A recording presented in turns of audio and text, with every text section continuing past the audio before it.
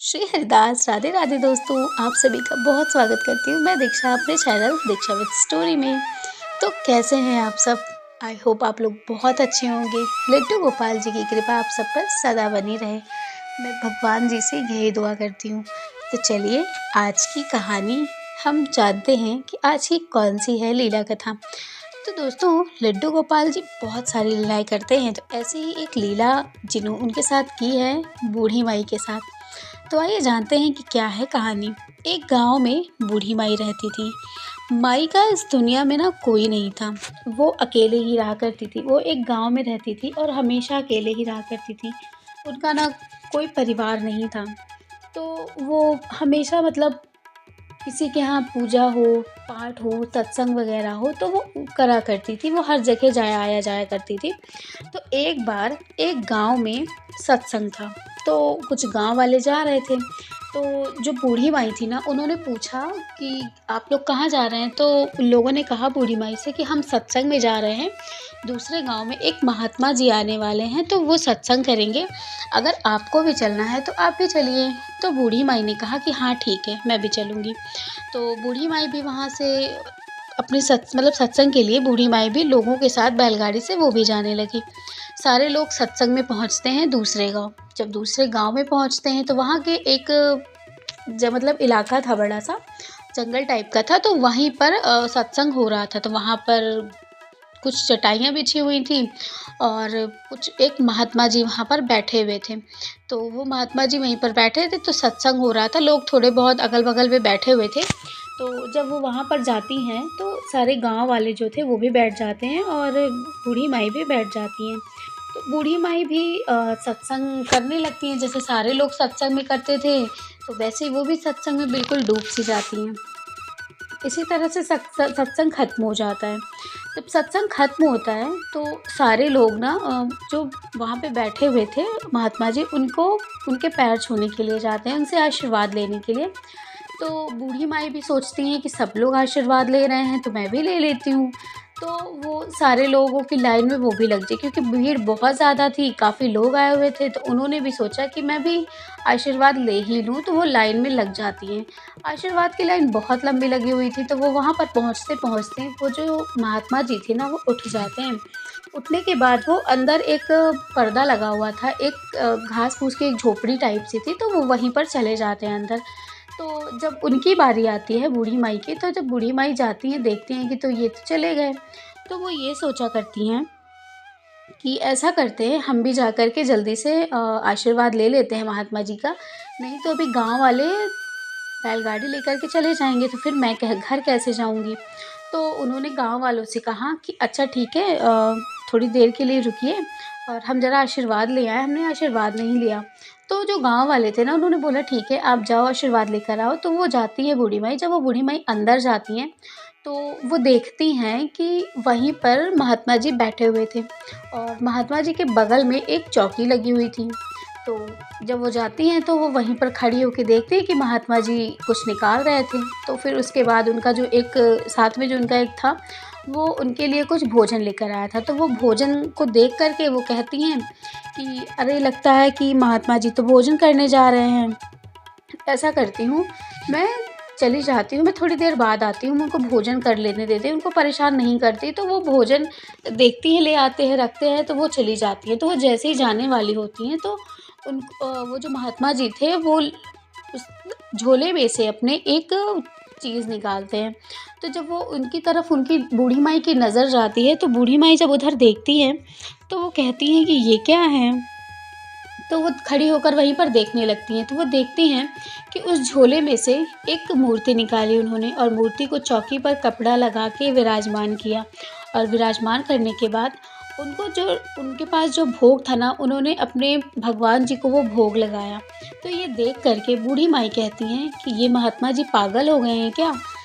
कहने को तो ये बड़ी-बड़ी बातें करते हैं। अब एक बच्चे की मूर्ति में ये खाना खिला रहे हैं। भला ऐसे कैसे हो सकता है? एक ज़िंदा इंसान खाना खा सकता है ना? एक बच्चे की मूर्ति कैसे खाना खाएगी? तो बूढ़ी माई ना सोचती हैं कि मैं जा कर के उनसे कहूँ क्या कि ऐसा कैसे होता है? तो फिर वो कहती हैं कि मैं क्यों कहूँ, कहीं वो नाराज़ हो गए महात्मा जी मुझसे। तो वो यही बातें कर रही थी उसके बाद फिर उनसे रहा नहीं जाता, तो वो जैसे ही वो उनको भोग लगा रहे थे ना, वो वैसे ही जाके उनको उनके पास कहती हैं कि महात्मा जी, ये आप क्या कर रहे हैं? आपको पूरी दुनिया पूजती है और आप एक मूर्ति बने बच्चे को भोग लगा रहे हैं, ऐसे कैसे कर रहे हैं आप? उसको कैसे खाना खिला सकते हैं? तो ये चीज़ महात्मा जी ने उनकी तरफ देखा और हँस पड़े। उन्होंने कहा कि नहीं, ये कोई मूर्ति वाले बच्चे नहीं हैं, ये हमारे ठाकुर जी हैं और ये ठाकुर जी भोग लगाते हैं। ये बात सुन कर के बूढ़ी माई वहीं पर बैठ जाती हैं। तो उनको बैठा देख उनको जो महात्मा जी थे उन्होंने बोला कि ऐसे ज़मीन पर मत बैठो। एक आसन उनको दिया गया, तो वो आसन पर बैठे। फिर उन्होंने उनसे पूछा कि मुझे ये कितने सुंदर लग रहे हैं। तो कुछ टाइम के लिए ना जो बूढ़ी माई थी और लड्डू गोपाल जी की जो विग्रह रखे हुए थे जो हमारे ठाकुर जी की, वो एक दूसरे की आँखों में देखने लगते हैं। उसके बाद जब वो एक दूसरे की आँखों में देखने लगते हैं ना, तो वो जो महात्मा जी थे ना, उन्होंने तुरंत अपने लड्डू गोपाल जी की आँख बंद कर दी। ये देख कर के उनका जो उसी में बिल्कुल खोसी गई थी, लीन हो चुकी थी वो बूढ़ी माई। उन्होंने तुरंत कहा कि अरे हाँ, ये तो ये लड्डू गोपाल जी हैं। तो उन्होंने कहा हाँ, ये लड्डू गोपाल जी हैं और इनकी हम सेवा पूजा करते हैं। ये पूरे सृष्टि के ना पालनहार हैं। पूरी सृष्टि इन्हीं के अनुसार चलती है। तो ये सुन कर के बूढ़ी माई बहुत ज़्यादा खुश हो जाती हैं। तो कहते हैं कि जो श्री कृष्ण भगवान है ना, उनका ये बाल स्वरूप है, इसको लड्डू गोपाल जी का स्वरूप कहते हैं, इनको ठाकुर जी भी कहते हैं। तो ये बात सुन कर के बूढ़ी माई बहुत ज़्यादा खुश हो गई। फिर उन्होंने कहा कि मैं इनको आप फिर से भोग लगाइए, मैं देखना चाहती हूँ कि ये कैसे भोग लगाते हैं। तो उन्होंने उनको फिर से भोग लगा के दिखाया कि हम ऐसे ही अपने कान्हा जी को भोग लगाते हैं। उसके बाद उन्होंने भोग लगाया, आचमन किया, उसके बाद कुछ देर के लिए उन्होंने वहाँ पे उनके ऊपर कपड़ा डाल दिया। तो उन्होंने कहा कि ये हमने इन कपड़े को डाल दिया है, उसके बाद ये थोड़ी देर बाद भोग को ग्रहण कर लेंगे। उसके बाद जो उनका भोग बचता है वो हम प्रसाद के रूप में पा लेते हैं। तो हम अपने ठाकुर जी को ऐसे ही भोग लगाते हैं। ये सुन कर के वो बहुत ज़्यादा खुश हो गई। उसके बाद वो महात्मा जी के पैर छुए, आशीर्वाद लिए। तो फिर उन्होंने जाते-जाते फिर लड्डू गोपाल जी की आँखों में लगातार वो देखती ही रहीं खड़े होकर, और फिर महात्मा जी ने लड्डू गोपाल जी की आँखों को ऐसे ढक लिया। तो उन्होंने कहा कि बूढ़ी माई, क्या आप हमारे कान्हा जी को ले जाना चाहती हैं? ये बात सुन कर के बूढ़ी माई कही, आपको कैसे पता महात्मा जी? ये बात सुन कर के कहा कि आप इस तरह मेरे लड्डू गोपाल जी मेरे ठाकुर जी की आँखों में देख रही हैं ना, हमें तो ऐसा लगता है कि आप इनको अपने साथ ले जाना चाहती हैं। तो ये सुन कर के बूढ़ी माई ने कहा कि ले तो जाना चाहते हैं, लेकिन आप क्या इन्हें देंगे हमें? तो जो महात्मा जी थे उन्होंने बोला कि हम इनको देंगे तो नहीं, आप ऐसा करिए, ये हमारे ठाकुर जी हैं, हम इनकी सेवा करते हैं, हम इनकी पूजा करते हैं। तो अभी तो मैं जा रहा हूँ, और जब मैं आऊँगा लौट कर के कभी दोबारा इस जगह पे ना, तो मैं आपके लिए भी ज़रूर एक ठाकुर जी लेकर आऊँगा, ठीक है? तो वो अपना भोजन करते हैं और अपनी झोले वगैरह उठाते हैं और वो फिर चले जाते हैं। तो जब वो चले जाते हैं, उनको खड़ी होकर के ना, वो जो बूढ़ी माई थी ना, वहीं पर उनको खड़ी होकर देखती रहती हैं। तो जब वो चले जाते हैं, तब बूढ़ी माई से जो वहाँ पे गाँव वाले थे, वो कहते हैं कि बूढ़ी माई आप चलेंगी? तो बूढ़ी माई ने मना कर दिया। उन्होंने कहा कि नहीं, अभी तो नहीं चलूँगी। फिर वो कहती है नहीं चलूँगी। तो फिर जैसे ही वो बैलगाड़ी में बैठती हैं, तभी उनको याद आता है कि महात्मा जी ने तो कहा था कि वो भी मेरे लिए ठाकुर जी लेकर आएँगे, और अगर मैं अपने घर चली गई, तो अगर महात्मा जी आए और मैं यहाँ नहीं रही, तो वो क्या सोचेंगे? फिर मैं लड्डू गोपाल जी को, अपने ठाकुर जी को कैसे लूँगी? ये बात सोच कर के वो कहती हैं गाँव वालों से कि आप लोग चले जाओ, मैं नहीं जाऊँगी। तो कुछ गाँव वाले उनको कहते हैं कि बूढ़ी माई, अगर आप यहाँ पर रहेंगी तो आप कहाँ रहेंगी? कुछ देर बाद यहाँ पर बिल्कुल सुनसान सा हो जाएगा। यहाँ पर कोई आता-जाता नहीं, यहाँ पर पानी पीने तक की व्यवस्था नहीं है, और आप इतनी गर्मी में यहाँ कैसे रहेंगी?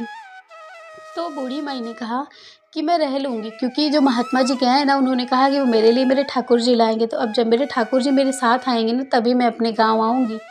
ये कह कर के फिर वो लोग चले जाते हैं। उसके बाद बूढ़ी माई वहीं पेड़ के नीचे, जिस पेड़ के नीचे सत्संग हो रहा था, उसी पेड़ के नीचे वो बैठी रहती हैं। बैठे-बैठे सुबह से शाम, मतलब दोपहर से शाम हो जाती है, शाम से रात हो जाती है, लेकिन फिर भी कोई नहीं आता। वहाँ पर एक कहते हैं ना कि एक इंसान भी नहीं दिखाई दे रहा था। बूढ़ी माई लेटे-लेटे रात हो जाती है, वो सो जाती हैं। जब सुबह की उनकी आँख खुलती है ना, तो उनको बहुत ज़ोर की प्यास लगती है। प्यास के लिए वो बहुत दूर-दूर तक जाती हैं, उनको कहीं पर भी कोई भी जगह नहीं मिलती। तो उनको वहाँ पर एक कुआँ दिखता है, लेकिन कुआँ तो था, लेकिन ना बाल्टी थी ना रस्सी थी, तो वो पानी कैसे पीती। उसके बाद उनको कुछ समझ में नहीं आ रहा था कि वो क्या करें। ये था कि कुआँ ज़्यादा गहरा नहीं था, पानी बहुत ऊपर ही था, लेकिन फिर भी उस कुएँ से पानी निकालने के लिए बाल्टी और रस्सी नहीं थी। ये बात सोच कर के ही वो बहुत ज़्यादा दुखी हो जाती है। तो वो कहती हैं कि अब मैं क्या करूँ? कोई बात नहीं, हो सकता है कि हमारे महात्मा जी आज ही आ जाएँ और मेरे लड्डू गोपाल जी को मेरे लिए ठाकुर जी के को लेकर आएँ और मैं अपने घर चली जाऊँगी। ये सोच कर के ये बूढ़ी माई फिर खुश होकर के फिर जाके उसी पेड़ के नीचे बैठ जाती हैं। फिर इसी तरह सुबह से शाम हो जाती है, लेकिन उनको पानी नहीं मिलता। इसी तरह से करते हुए 2 से 3, 3 से 4 दिन बीत जाते हैं। बूढ़ी माई ने 4 दिन तक बिना पानी के ना बूढ़ी माई बिल्कुल लाचार हो चुकी थी, बिल्कुल उनका गला सूख चुका था, वो चल भी नहीं पा रही थी। भूख की तो बात छोड़िए, वो पानी भी नहीं पी थी। उसके बाद फिर वो बहुत ज़्यादा तकलीफ़ में आ गई, उनको बहुत ज़्यादा तकलीफ़ होने लगी। फिर वो रोज़ यही सोचने लगी कि कब महात्मा जी आएँगे और कब मेरे ठाकुर जी को मेरे लिए लेकर आएँगे।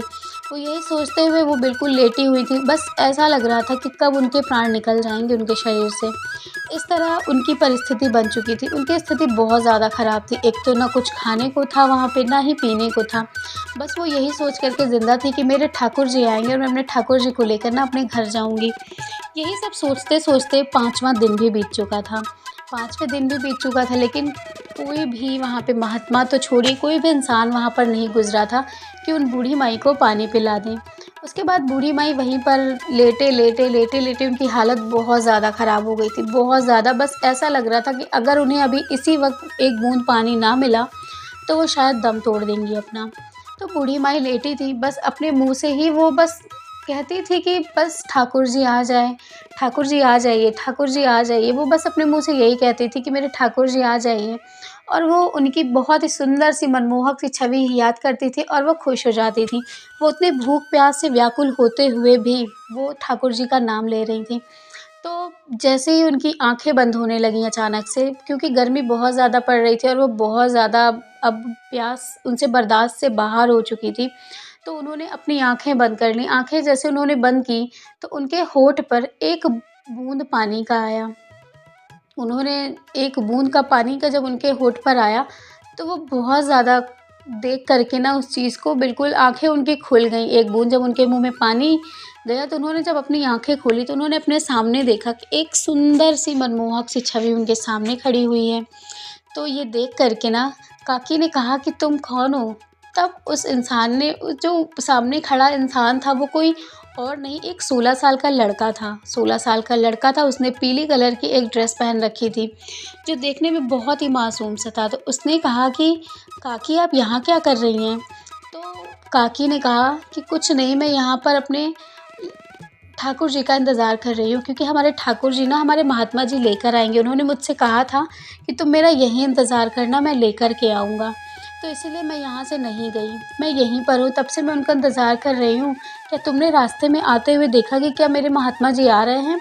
तो वो उस लड़के ने जवाब दिया, नहीं, महात्मा जी तो मुझे मिले थे। उन्होंने मुझसे कहा कि मैं अब ठाकुर जी को नहीं ले आऊँगा, अगर रास्ते में बूढ़ी काकी मिले तो उनको बता देना। ठीक है, तो ऐसा करिए बूढ़ी काकी, आप ये पानी पी लीजिए और अब कुछ खा लीजिए और आप अपने घर चले जाइए। अब ठाकुर जी का क्या करेंगी आप? अब वो तो आने वाले नहीं हैं। तो ऐसा करिए, आप चले जाइए, वो महात्मा जी ने आपसे झूठ बोला था। ये सुन कर के थोड़ा-सा जब पानी पी लिया था बूढ़ी माई ने, तो उन्होंने जब पी लिया था पानी ना, तो थोड़ा-सा उनका जो शरीर था वो चलने लगा था, तो वो उठ कर के बैठ जाती हैं। उसके बाद उन्होंने कहा कि बहुत-बहुत धन्यवाद बेटा तुम्हारा कि तुमने मुझे ये जल पिलाया। लेकिन मैं एक बात तुमसे कहूँ, अब तो तुमने कहा, लेकिन अब ये मत कहना अपने मुँह से कि मेरे ठाकुर जी नहीं आएँगे, मेरे ठाकुर जी ज़रूर आएँगे। इसीलिए तो मैं उनका यहाँ इंतज़ार कर रही हूँ इस जंगल में। अगर उनको नहीं आना होता ना, तो मुझसे इंतज़ार नहीं करवाते, और तुमने अब कहा, लेकिन अब मत कहना। ये सुन कर के वो जो लड़का वहाँ पर खड़ा था वो मुस्कुराने लगा। उसने कहा, अच्छा ठीक है, अब आप कुछ खा लीजिए। तो उन्होंने कहा, नहीं, मैंने जल तो पी लिया, क्योंकि मैंने जल इसलिए पिया क्योंकि मैं अपने ठाकुर जी का इंतज़ार कर रही हूँ कि मैं उनको अपने हाथ से भोग लगाऊँ, उनको अपने हाथ से झूला झुलाऊँ, तभी मैं अपने अपने मतलब एक अन्न का दाना ग्रहण करूँगी। तो ये बात जब काकी ने कहा, तो वो जो लड़का था वहाँ पर वो हँस पड़ा। उसने कहा कि आपको लगता है आपके ठाकुर जी आएंगे? तो उन्होंने कहा कि हाँ, देखना मेरे ठाकुर जी मुझसे मिलने ज़रूर आएंगे, क्योंकि मैं उनको रोज़ याद करती हूँ, मैं उनको रोज़ बुलाती हूँ, तो वो आएंगे नहीं। उसके बाद वो लड़के ने कहा ठीक है, आप बैठी रहिए, मैं आपके लिए थोड़ा और पानी लेकर आता हूँ। तो काकी ने बोला ठीक है, आप जाओ पानी लेकर आओ। तो बूढ़ी माई बैठे बैठे इंतज़ार कर रही थी। उसके बाद उधर बहुत देर से एक बाबा थे जो इंतज़ार कर रहे थे कि कोई आए, कोई बैलगाड़ी मिले तो वो उस जगह पर जाएँ। तो वो कोई और नहीं, महात्मा जी ही थे। तो महात्मा जी उधर बैलगाड़ी में इंतज़ार कर रहे थे कि कोई बैलगाड़ी आए तो मैं उसको लेकर के जाऊँ। तो वो बैलगाड़ी आती है, वो जैसे ही बैलगाड़ी पर बैठते हैं तो उन्होंने अपने जब झोले में टटोला तो उन्होंने देखा कि मेरे गोपाल जी कहाँ चले गए। तो वो गोपाल जी को ढूँढने लगते हैं, वो बहुत ज़्यादा परेशान हो जाते हैं। वो पूरे जो बैलगाड़ी थी वहाँ पर ढूँढते हैं, जो जहाँ-जहाँ वो गए थे वहाँ-वहाँ उन्होंने लड्डू गोपाल जी को, अपने ठाकुर जी को ढूँढा, वो ठाकुर जी नहीं मिले। वो बहुत ज़्यादा उदास हो गए, उन्होंने कहा कि हे ठाकुर जी, आप कहाँ चले गए? मैंने किसी से वादा किया था कि मैं आपको उसको ले जा कर के दूँगा।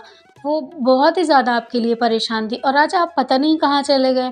उसके बाद वो बहुत ज़्यादा दुखी हो जाते हैं महात्मा जी, वो भी बैलगाड़ी से कहते हैं कि ठीक है, मैं चल के उस बूढ़ी माई को समझा दूँगा कि लड्डू गोपाल जी नहीं मिले, ठाकुर जी नहीं आए हैं।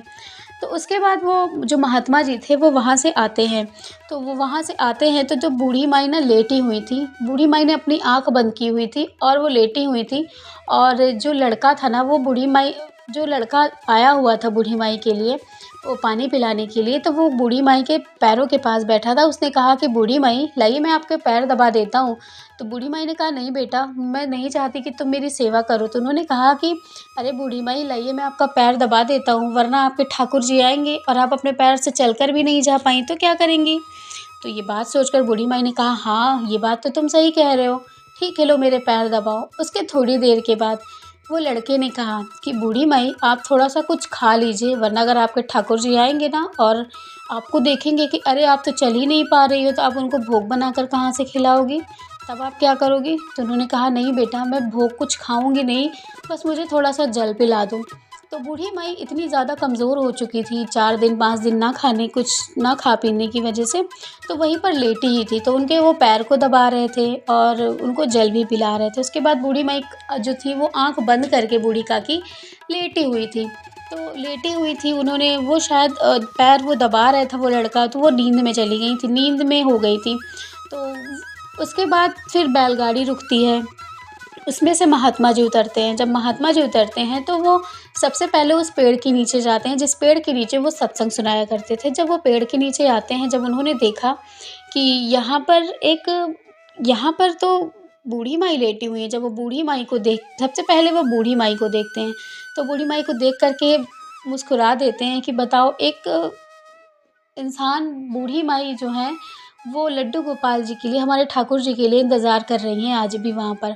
उसके बाद जब उनकी नज़र, जब उनके पैर को दबाते हुए उस लड़के पर जाती है, तो वो उस लड़के को देख कर के ना, वो बिल्कुल जैसे देखा उन्होंने, बस एक टक उनको देखते रहते हैं और देखने के बाद वो जा कर के उनके पैर पकड़ लेते हैं। और वो पैर पकड़ के उनको रोते हुए कहते हैं, प्रभु, प्रभु मैं आपको कहाँ-कहाँ नहीं ढूँढा, आप कहाँ चले गए थे और आप यहाँ आ गए थे। उसके बाद उन्होंने, जो लड़का बैठा हुआ था, वो कुछ भी नहीं बोला। उसके बाद वो वहीं तुरंत एक सुंदर से लड्डू गोपाल जी के विग्रह में वो बदल गया। बदलने के बाद वो विग्रह पैर के पास ही रखे हुए थे। तो जब उनके रोने की आवाज़ सुन कर के, जब महात्मा जी के रोने की आवाज़ सुन कर के, जब जो बूढ़ी माई थी उनकी नींद टूटी, तो वो उठ कर के बैठ गईं। उन्होंने कहा कि कौन है बाबा? जब उन्होंने देखा कि महात्मा जी आए हुए, तो उन्होंने महात्मा जी के तुरंत पैर छुए। उन्होंने, जो काकी थी, जो बूढ़ी माई थी, उन्होंने जब महात्मा जी के पैर छुए तो महात्मा जी ने तुरंत उनके हाथ पकड़ लिए। उन्होंने कहा नहीं, आप मेरे पैर मत छुइए, आप बहुत ही महान हैं। आप तो इतनी ही उन्होंने बात कही थी। उसके बाद उन्होंने कहा कि अच्छा आप ये सब छोड़िए महात्मा जी, मेरे लड्डू गोपाल जी कहाँ हैं? तो उन्होंने देखा कि वो ये वही येलो कलर का ड्रेस पहने हुए वो ठाकुर जी की सुंदर सी प्रतिमा वहीं पर उनके पैरों के पास रखी हुई थी। उन्होंने तुरंत वहाँ से उठाया और उनको अपने गले लगाया। गले लगाने के बाद वो बहुत ज़्यादा रोईं, बहुत ज़्यादा रोईं।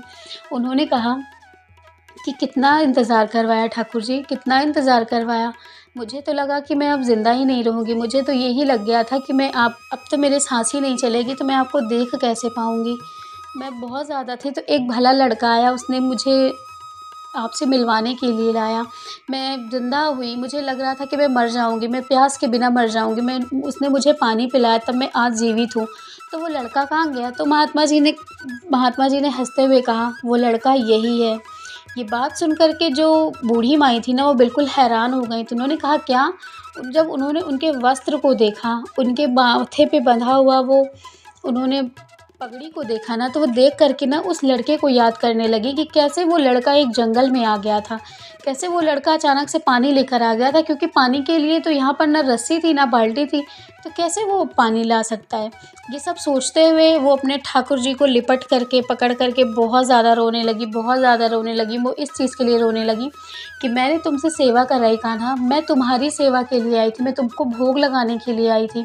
मैं चाहती थी कि मैं तुम्हारी सेवा करूँ, मैं तुमको झूला झुलाऊँ, और मैंने तुमसे ही अपनी सेवा करवा ली, मुझे माफ़ कर दो। वो फिर बहुत ज़्यादा फूट-फूट कर रोने लगी। तो महात्मा जी ने कहा कि बूढ़ी माई, आप बिल्कुल भी मत रोइए, वो कान्हा जी हैं, वो ऐसे ही लीलाएँ करते हैं। इसीलिए वो अब मेरे पास से, आपको पता है, वो मेरे पास से ना 3 दिन पहले से ही नहीं है। मैं आपको यहाँ ये बताने के लिए आया था कि ठाकुर जी नहीं मिले हैं, और आपको पता है वो ठाकुर जी मेरे झोले से गायब होकर सीधे आपके पास आ गए। वो आपके पास क्यों आए आपको पता है? वो अपने भक्त के प्राण बचाने आए थे। अगर वो उस दिन आपको पानी ना पिलाते तो शायद आपके प्राण निकल चुके होते, शायद आपके प्राण सूख चुके होते, इतने दिन पानी और जल अन्न ना ग्रहण करने की वजह से। इसीलिए वो आपके पास आए, यहाँ तक आए और आपको पिलाया पानी। तो आप अपने आप को सौभाग्यशाली समझिए, आप ऐसे रोइए नहीं, आप तो इतनी महान हैं कि मैं आपके पैर छूना तो वो भी कम है।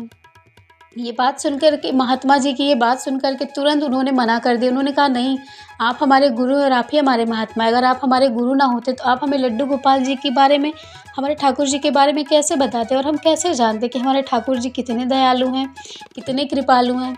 उसके बाद फिर वो महात्मा जी ने उनसे कहा कि हमारी बैलगाड़ी रुकी है, चलिए हम आपके गाँव चलते हैं। तो फिर वो जो बूढ़ी दादी थी, जो बूढ़ी माई थी, वो उनके बैलगाड़ी पे बैठती हैं और लड्डू गोपाल जी के साथ अपने कुटिया में जाती हैं, जो उनका एक छोटा-सा झोपड़ी था। ये देख कर के ना, जो महात्मा जी के साथ बूढ़ी माई आ रही हैं, पूरा गाँव बिल्कुल उनको देख रहा था कि उनके हाथ में एक सुंदर से लड्डू गोपाल जी थे, जिसने सुंदर सा वस्त्र पहन रखा था। लड्डू गोपाल जी को देख कर के और महात्मा जी को देख कर के सारा गाँव हैरान था कि बूढ़ी माई के साथ ये क्या कर रहे हैं। और बूढ़ी माई इतने दिनों से थी कहाँ, बूढ़ी माई की ऐसी हालत हो गई थी, बूढ़ी माई के कपड़े पूरे गंदे हो चुके थे, बाल पूरे बिखरे पड़े हुए थे। उसके बाद कुछ गाँव की महिलाएँ आईं, उन्होंने उनको ठीक किया, क्योंकि बूढ़ी माई कमज़ोर भी बहुत हो चुकी थी, क्योंकि उन्होंने बहुत दिन से कुछ भी नहीं खाया था। तो उसके बाद कुछ महिलाएँ आईं, उन्होंने उनको ठीक-ठाक किया। उसके बाद फिर उन्होंने कहा कि मैं स्वयं अपने हाथ से अपने कान्हा को भोग बना के खिलाऊँगी। तो फिर महात्मा जी भी वहाँ पे थे तो वो गईं, उन्होंने अपने हाथ से भोग बनाया, अपने लड्डू गोपाल जी को, अपने ठाकुर जी को भोग लगाया। भोग लगाने के बाद उन्होंने महात्मा जी को भी दिया, उन्होंने भी भोजन करा। उसके बाद वो बहुत ज़्यादा प्रसन्न हो गईं, बहुत ज़्यादा खुश हो गईं, और वो लड्डू गोपाल जी के साथ बिल्कुल खुश रहने लगीं। तो दोस्तों, आज की थी ये लीला, आपको कैसी लगी मुझे ज़रूर बताइएगा, कमेंट ज़रूर करिएगा। चैनल पे नए हैं तो सब्सक्राइब कर दीजिएगा, बेल बटन को भी प्रेस कर दीजिएगा, और लाइक कर दीजिएगा, शेयर कर दीजिएगा स्टोरी को, बहुत अच्छी लगे तो। चलिए, मिलूँगी आप लोगों से लड्डू गोपाल जी की एक नई लीला के साथ। तब तक के लिए राधे राधे, जय श्री कृष्णा।